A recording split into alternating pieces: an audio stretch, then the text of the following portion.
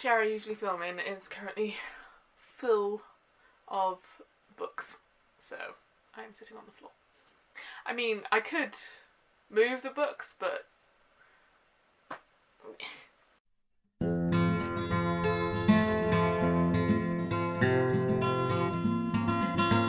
hey everybody, it's Jade and this is a wrap-up video. In my head, September wasn't a good reading month because I felt like I didn't read an awful lot. But that's only because I didn't get to 2 of the books on my TBR. So when I look back at what I had actually read last month, it turns out I've read 8 books. So just because I didn't get to 2 on my TBR doesn't mean I didn't read a lot. But for some reason my head was like, well, you only had a stack of 5 books and you haven't read 2 of them, so you clearly only read 3 books, which is not the case. So as seems to have become the habit in these wrap-ups, I will do audiobooks first and then I'll tell you about the physical books that I read. The first audiobook I listened to was The Nickel Boys by Colson Whitehead. I gave this a 3-star. I really enjoyed it and I thought that the voice actor that they got had a really nice, easy to listen to voice. It's made me quite excited to read the other Colson Whitehead book that I own, which is up there somewhere. It's The Underground Railroad. I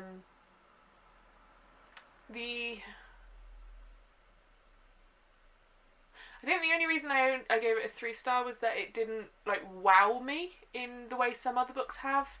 There's a twist in it that I did not expect, which was really good. When that happened, I was in the car and I was like, what the fuck? Okay. 3 out of 5 stars. Interested to read more of Colson Whitehead's books. I should probably give you a brief rundown of what The Nickel Boys is about. The Nickel Boys follows the story of Elwood Curtis, who is a young boy who is put in a juvenile reform school for a crime that he didn't commit. But this is the 1960s and he is a person of colour, so it's not like he got a fair trial. And it's the story of his life at this school, which is called Nickel, which is why it's The Nickel Boys. And just the abuses of power and how specifically children of colour were treated in these types of schools, interspersed with Elwood now as an adult, looking back on that time and how it's affected him. And yeah, it was very, some of the descriptions of some of the things that happened were a bit like, whoa, okay. But also, I'm not adverse to violent depictions in media if there is a reason for it. One thing that I don't like is when it's salacious in a way that I'm specifically talking about sexual assault scenes. Sometimes you read books and you know that it's been written in a way to titillate people, and I'm like, what is your problem? This didn't have any of that. There were inferences that there were certain boys that were being assaulted, but there was never any detail or anything like that. And even the just physical assault scenes in this were never done in a way that they're just there for shock value. So that was good. It all worked with the story. The next book I listened to was Saving Francesca by Melina Marchetta.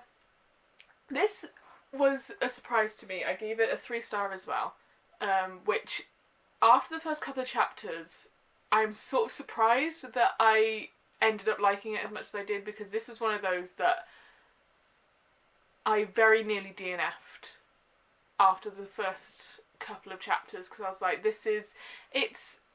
it's a book that is aimed for people younger than me. It is a tween, young adult, I'd say, not even young adult, new adult, high school drama book.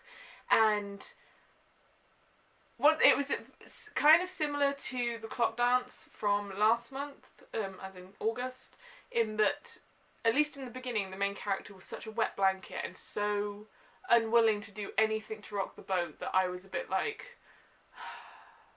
And just some of her views were very... ones that you would probably have as a young girl being raised in this society. So it's not something I could hold against her. but the whole point of the book was that she is learning to be more assertive and that she has the right to try and make things go the way that she wants. This is Francesca, the main character. And realising that some of the relationships she's made with like her friends and everything are not necessarily super healthy, and that some other, it's hard to describe without like spoiling everything, but I grew to really like Francesca, and the last couple of chapters had me very nearly in tears, so I'm very glad that I stuck with it. The whole plot of Saving Francesca is that Francesca is a girl who has just moved to a new school to do what is basically sixth form, so like year 11 and year 12, but I don't think it's called that in Australia. I'm not sure if it has its own specific name, but the school that she's moved to, up until like A-levels, is an all-boys school, so there's only a handful of girls that join, and she only went there because her mum didn't want her going to a different sixth form that all of her friends were going to, because apparently girls who go to that school have very limited futures, and her mum is like a university professor who lectures on social equality and social justice and everything. She's very outspoken and everything, and Francesca doesn't like that because she's very much of like a peacemaker, of a don't rock the boat, don't do anything to upset the status quo, just keep your head down and be noticed as little as possible. But then one day her mum doesn't get out of bed, and for the next 3 or 4 months her mum can't get out of bed and has like a proper massive breakdown, and Francesca has to has to deal with that, as well as starting a new school, having a crush on a guy, having to deal with people that she's never had to like deal with before, the people that she would have put as outcasts in her old school, she's now friends with. But it's a lot of like her realising that these new friends have got her back through everything, whereas her old friends have like ditched her as soon as she's basically out of their line of sight. So it's very much like a coming of age and realising your own power kind of story, which if I was younger I probably would have been all about that. I am just slightly too old for that book. And the last audiobook I listened to in September was Simon versus the Homo Sapien Agenda. And I gave this a 3-star as well, only because I preferred the movie, which I have to say I've watched 3 times whilst listening to this audiobook, because it was one of those where I was listening to the audiobook and enjoying that, but I was like, you know what would be better? To just watch it again. So I did. For those who don't know, Simon versus the Homo Sapien Agenda is the book that inspired Love, Simon. They are really quite different. The main plot point is the same, in that Simon is a closeted gay kid who reads on a Tumblr that is like focused on their school's gossip, that another kid at school who only goes by the name Blue is also gay but is afraid to come out, and they start up a correspondence via email. And it's him falling in love with this guy even though he doesn't know who he is, whilst also trying to figure out who he is, and at the same time he's being blackmailed by this boy Martin, who has found these emails and is like basically threatening to out him to the entire school unless Simon helps him go out with one of his friends. So those main plot beats are the same, but some of the characterizations are different. The length of time at which Blue and Simon talk and when they like meet in person are different.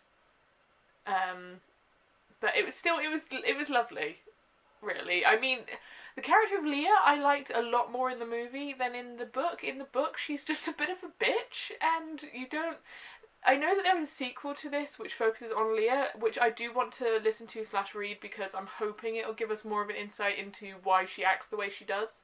Because some of the things that she like gets angry about or can't deal with just don't really make a lot of sense when you like, because you don't know the inner workings. You're just kind of like, well, that's a bit of an overreaction. Why are you doing that?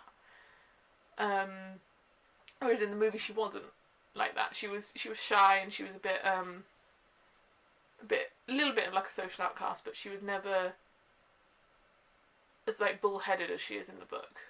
So I still enjoyed it, still liked it, but I did prefer the movie. Okay, now we are getting on to the physical books that I read this month. The first book I read was Shadow and Bone. I gave this a 4-star.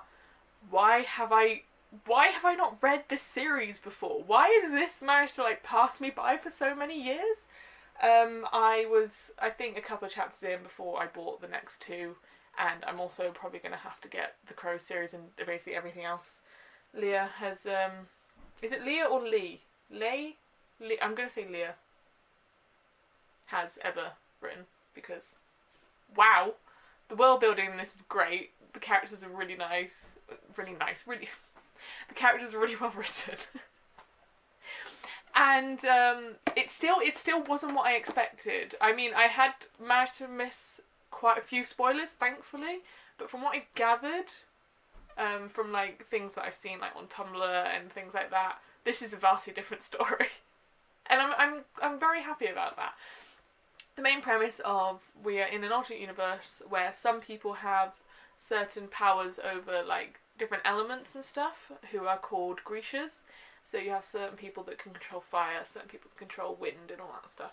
And the main character, Alina, finds out that she is this incredibly rare Grisha called a Sun Summoner. And she's like the only one there, and she basically can control light. And basically there is like a prophecy that she's the only one that can destroy this thing called the Fold, which is this like big dark energy that has split her country in two and is full of monsters, and basically means that to try and transport goods through different parts of this kingdom is you're taking your life in your hands and you could die as you do it. And so she gets taken to like it's called the Little Palace, which is where all Grisha children are trained and become soldiers basically, and she ends up being very, I'm not going to say falling in love because there's not enough, they haven't spent enough time together, but basically she's very like drawn to this character called the Darkling, who is another one who is like the only one of his kind, and his powers are basically the antithesis of hers in that he can control the darkness, and he wants her to work with him to destroy the Fold. Also, he says.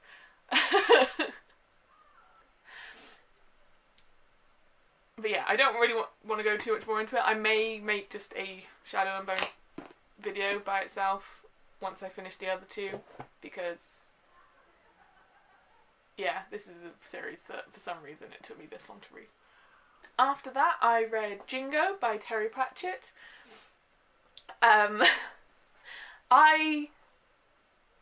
When it comes to like the Discworld books, I love any of the books that focus on the Watch. Because I love the Watch. They're like this dysfunctional sort of family, and Jingo focuses on the Watch, so of course I was going to love this as I went in.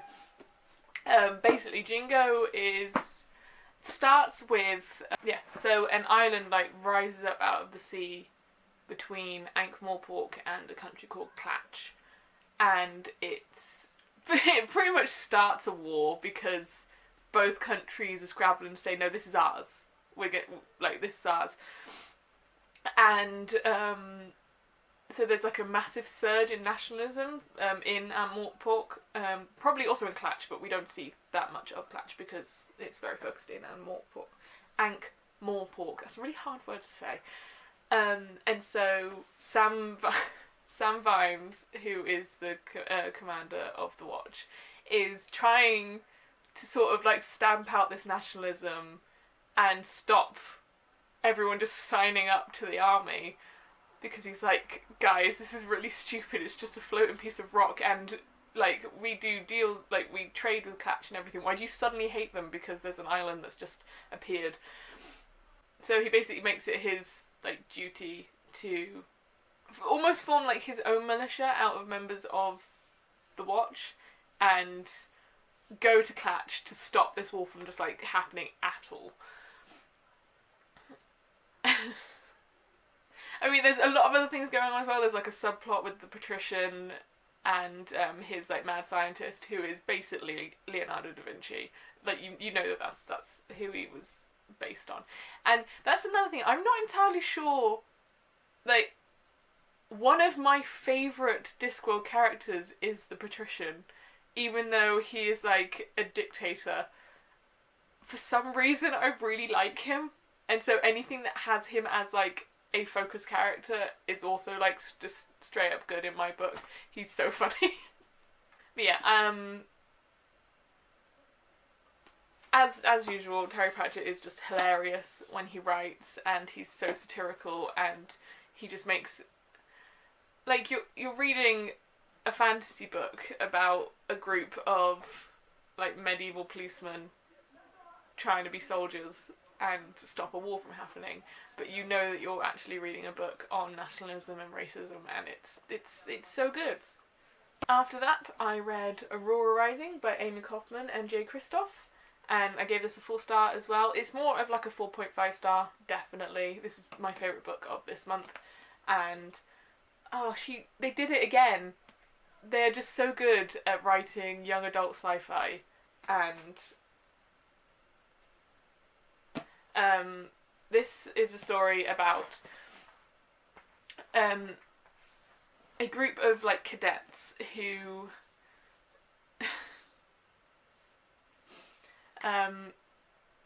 sort of, there's no real main character because all of the cadets are like their own individual characters basically, but a cadet by the name of Tyler Jones, who is like top of his class. He's gonna be like captain of a ship, like he knows he's going to be a captain, and it's the day before what they call the draft in their school, which is basically graduation, and you get to choose your crew that you will work with for the next 7 years, because in this universe they have developed technology that allows you to fold space and make space travel just a lot quicker. So instead of having to go all the way through somewhere, you just fold space so that that area is basically where you are. So it's like faster than light travel. But the fold, if you spend too much time in it, will turn you insane, and yet it has less of an effect on children. So this universe's version of what is like the intergalactic GE has a training camp for kids who can start at like the age of 13, they graduate at the age of 17, and then they work for this corporation called the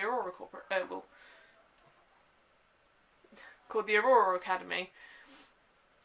They work for this like intergalactic GE, which is called the Aurora Academy, from the age of 17 for 7 years, and then they can go and work like a desk job, but you can't spend more than 7 years traversing the fold or you will go insane. But the night before the draft, because he can't sleep, he decides to go and like just fly one of the little spaceships around just to like try and tire himself out and distract himself. But he hears a distress beacon and goes to help, where he finds an abandoned spacecraft with everyone dead apart from one girl who is like still in cryo sleep, and she's somehow still alive. He manages to get her out and get back to the space station, but because of what this ship ends up being and who this girl ends up being, he misses the draft. So even though he is top of his class and should have had first pick of all of his teammates to build his crew, he ends up with the bits and pieces that no one wanted. And it's described really well in the back, in that he ends up with a cocky diplomat with a black belt in sarcasm, who is actually his sister and was going to be on his team anyway. A sociopath scientist with a fondness for shooting her bunkmates, one of my favourite characters, I have to say. A smart-ass Techwiz with the galaxy's biggest chip on his shoulder, also a great character, and I have to say, one of the few criticisms I had for the Illumini Files is that it was very straight, and I find straight sci-fi just baffling to me. Like, the way, like, imagine you can advance so much that you're basically living in space and you've met all of these different species, and like you're talking to alien societies and everything, and yet straight is still the default, and it's just not questioned. That just baffles my mind. But yes, Finian, who is the Techwiz in this, is just like the disaster bisexual character that I love. An alien warrior with anger management issues who is like, I love all of these characters, they're so good. And a tomboy pilot who's totally not into her squad leader, in case you're wondering. I think Kat, who is the pilot, was my least favourite because, I mean, they said that the Techwiz has a chip on his shoulder, which, when you find out more about his background, you understand, but fuck, Kat had a chip on her shoulder and was just jealous and bitter a lot of the time, and I just wasn't for that. It was to the point where it got past snarky and funny to just a bit mean and close-minded, and I was like, come on now. But other than that, great start to the series. I have bought the second one. I don't know if there are any more out. I couldn't find any, which is going to make me sad. But, yes, very good. Amy and Jay write quippy and sarcastic dialogue really well. That's, I think, one of their... I think that's why the Illumini files work so well, because it is mostly just dialogue. Because it is a multimedia. It worked just as well in this because it is, even though it is a novel. There were times where it felt a bit more stilted in this because you then also had the descriptions, but not enough for me to say it was bad in any way. So we had a really good reading month up until the last two books, which were both DNFs. And yeah, having a month like that is not fun. But the first was Hood by Stephen R. Lawhead. This was a reread. I remembered enjoying it as a younger, and I don't know why I didn't enjoy it. Everything about this it's a Robin Hood retelling should have appealed to me. I really like the Robin Hood mythos. I really enjoy it, but I don't know, maybe I just wasn't in the mood for historic fantasy with the descriptions and the way the dialogue is written. I was bored. Where did I get? I got about halfway, because that tends to be the point where if I've gotten halfway and I still don't care, I'm allowed to DNF. So I think I got about halfway and then was like, I've gotten halfway and nothing has happened. Really. I mean, on paper something has happened. Bran, who is going to be our Robin Hood, his father is killed, and most of the warbands from his town have been killed, and the English, not the English, and the French have taken over.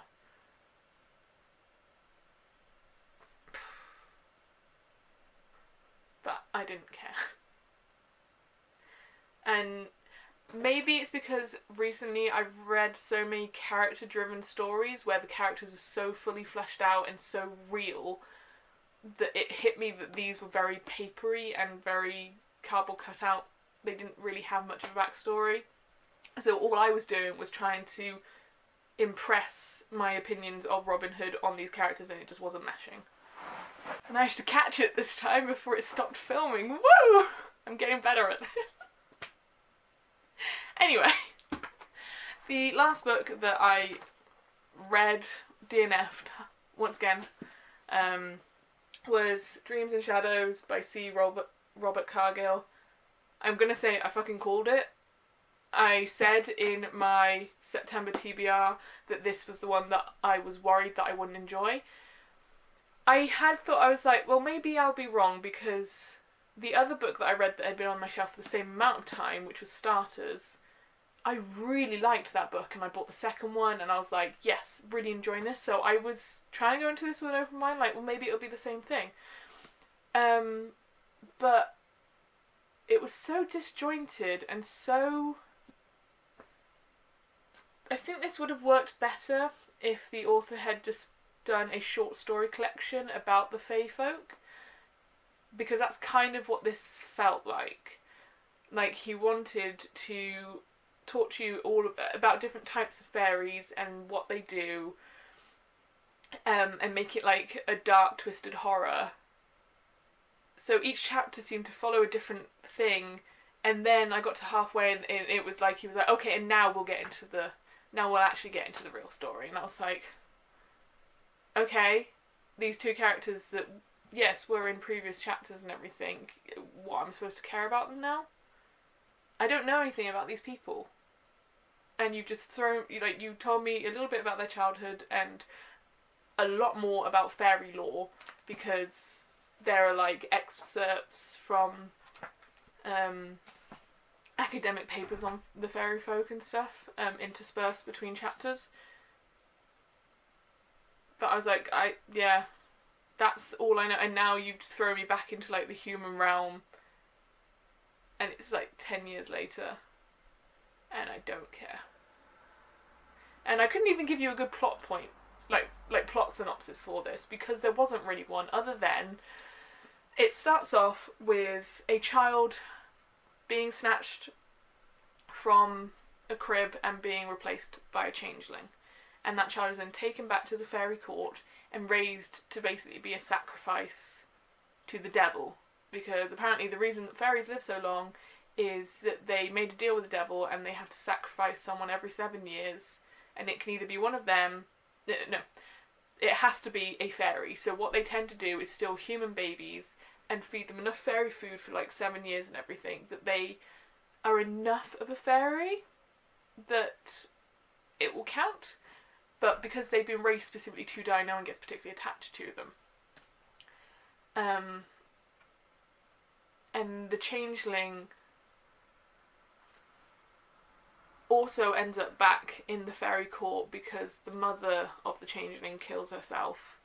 Because that is what changelings do. They feed off of misery from like the parents that they have replaced the child of. And he drove her basically to suicide. So he ends up back in the fairy court and he's got this vendetta against the kid that he replaced. For no real reason, other than the fact that he's a fairy and he's evil. Like, what? And at the same time, there is another kid who has met a djinn, which is basically a genie, who grants him a wish, and his wish is to see everything. All of the fae folk, all of like angels and demons and all that stuff. And so the djinn has to grant this wish because he promised he would. And so he and this kid go on a journey for the kid to learn everything. And then these two boys end up meeting and becoming friends for like a night, and then they're separated again. And then it's 10 years later. And I was like, okay, I'm giving up, because yeah. I mean, there were certain scenes in this that were, if he'd stuck to just writing a horror story, great. Some of the like death scenes in this were really gruesome, and I was like, yeah, okay, I'm for that. Good. But they didn't matter in the plot in any way. So I was just like, I just don't care. So yes, that was the 8 books that I read this month.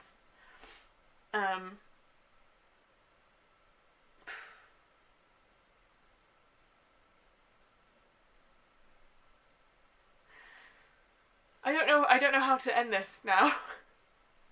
Other than to say that at some point, because I've just clocked the massive stack of books here that have not been hauled yet, there will be a haul video. Even though I said I wouldn't do that many of them, I don't have a problem. I could stop whenever I want to. Just saying.